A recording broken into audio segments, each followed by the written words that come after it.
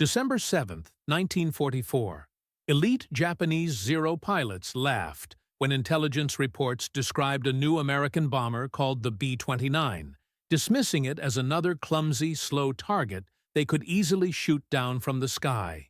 But when Lieutenant Commander Takeshi Yamamoto first saw that silver giant materialize at 30,000 feet, higher than any Japanese fighter could even reach, he realized they weren't just facing a new weapon. They were staring at proof of an industrial power so vast it would rewrite the rules of warfare forever.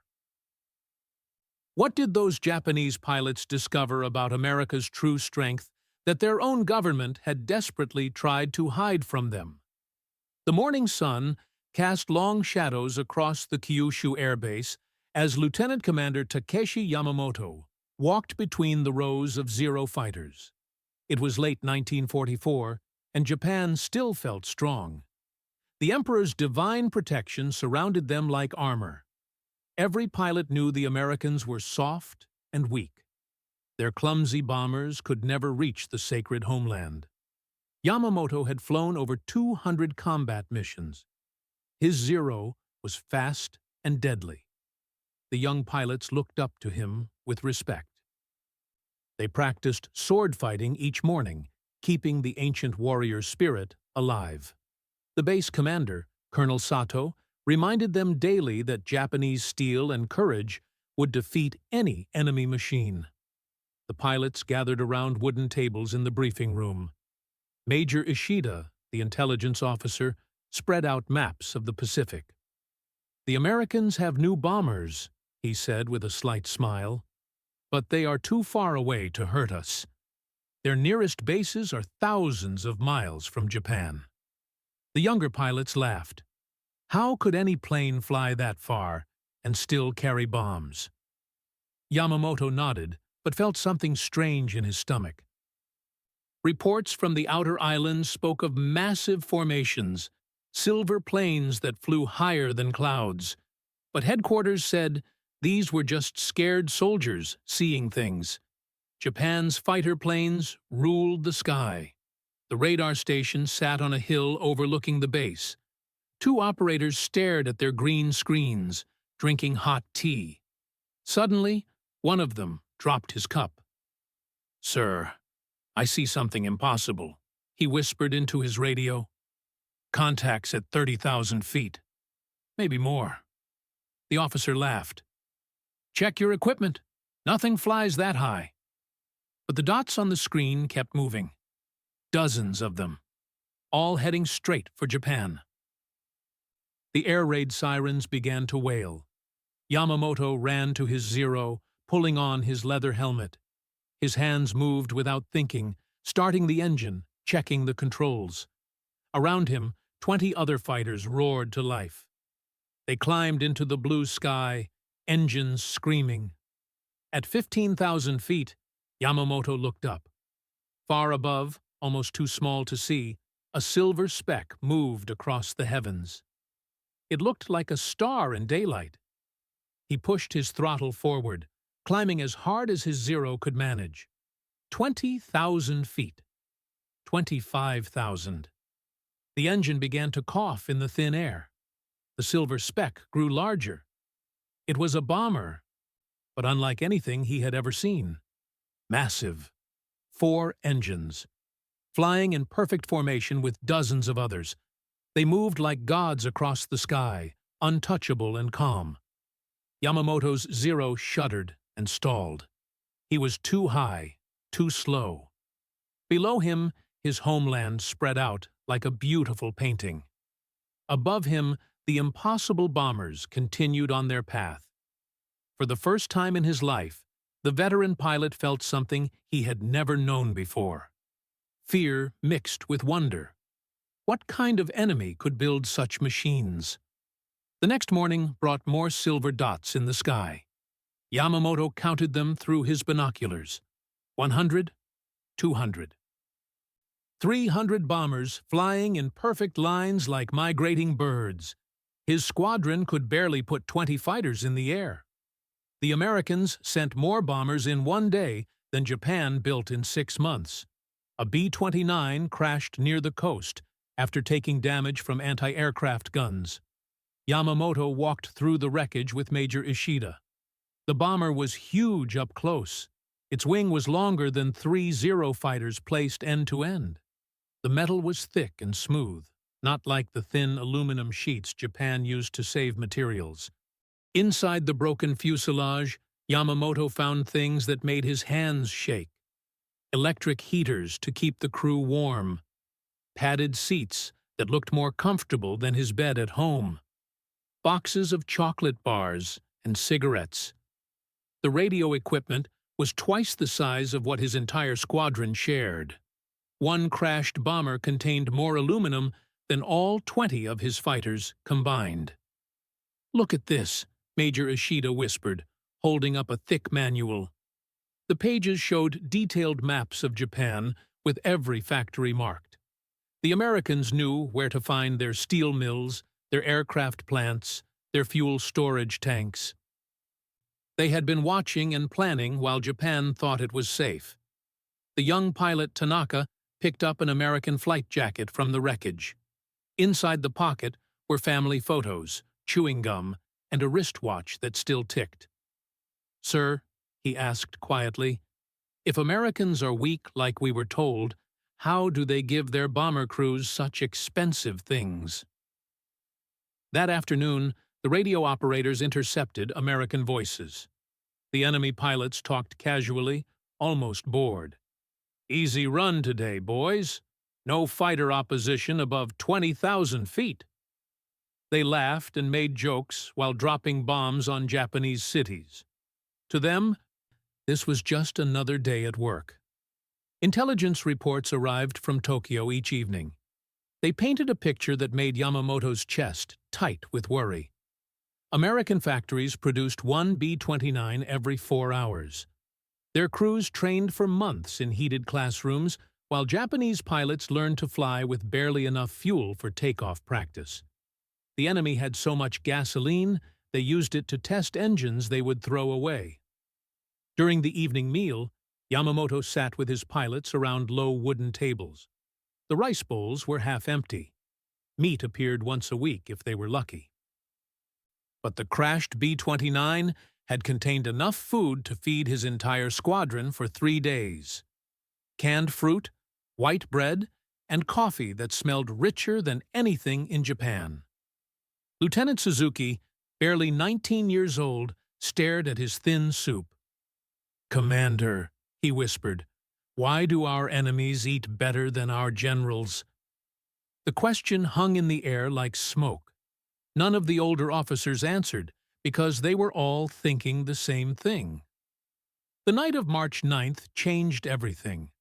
Yamamoto stood on the airfield watching the northern sky glow orange, like a second sunrise. Tokyo was burning. Radio reports came in waves of panic and disbelief. 300 B-29s had arrived in the darkness, flying low and slow, dropping fire from the heavens. His hands trembled as he held the radio. The voice from Tokyo was breaking apart with static and terror. "The entire Eastern District is gone. Fire everywhere. We cannot count the dead." Yamamoto's family lived in that district.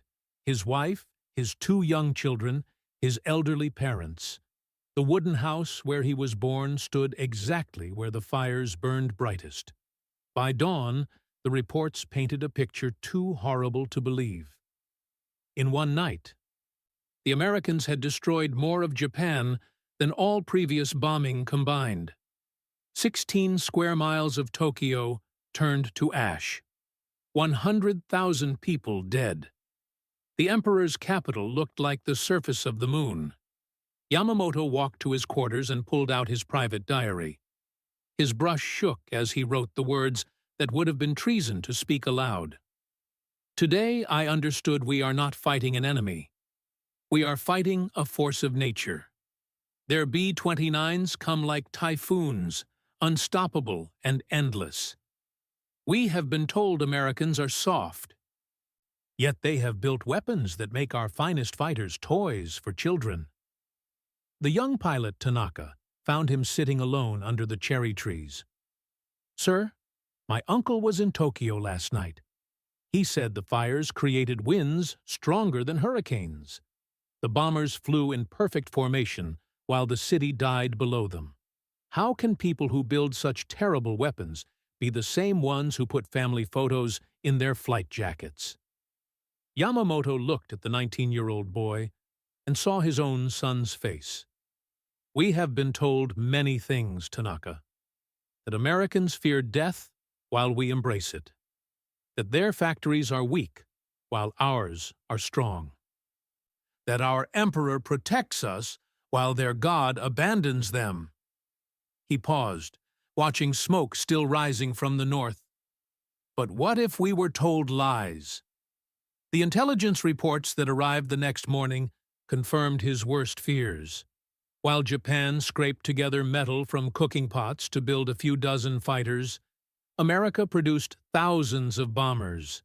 While Japanese pilots trained with wooden practice planes, American crews learned to fly in heated classrooms with unlimited fuel. The enemy had so many B-29s, they could afford to send 300 on a single mission. That evening, Yamamoto wrote again in his diary, "We forge swords from scrap metal while they mass-produce flying fortresses. We speak of honor while they speak of production numbers. I have been a warrior for 20 years, but tonight I learned the difference between courage and strength.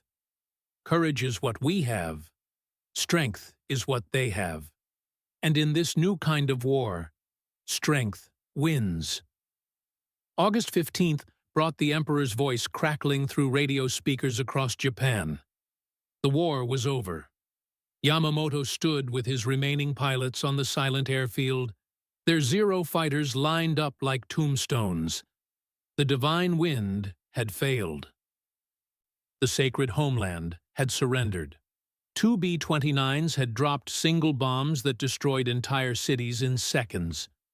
The train ride home took 3 days through a landscape of ash and twisted metal. Every major city showed the footprints of B-29 raids. Factory walls stood like broken teeth against the sky. Railway bridges hung in the water like broken chopsticks. The Americans had methodically dismantled Japan's ability to make war, one precision bombing run at a time. Yamamoto's house in Tokyo was gone, reduced to a square of black earth and bent nails.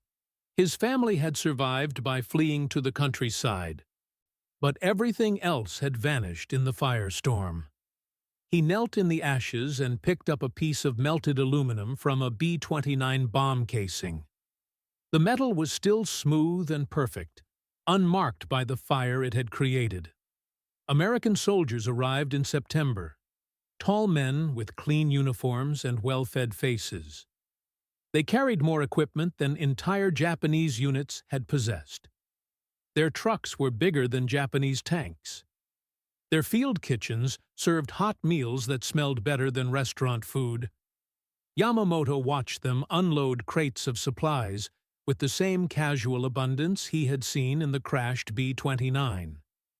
In his small rented room, Yamamoto began teaching English to young Japanese men who wanted jobs with the occupation forces. The students asked the same questions every day. How had America built so many planes? How had they fed their soldiers so well?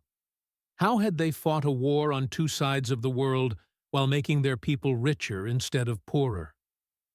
The answers came slowly through American magazines and newspapers. While Japan had turned its children into soldiers, America had turned its women into factory workers.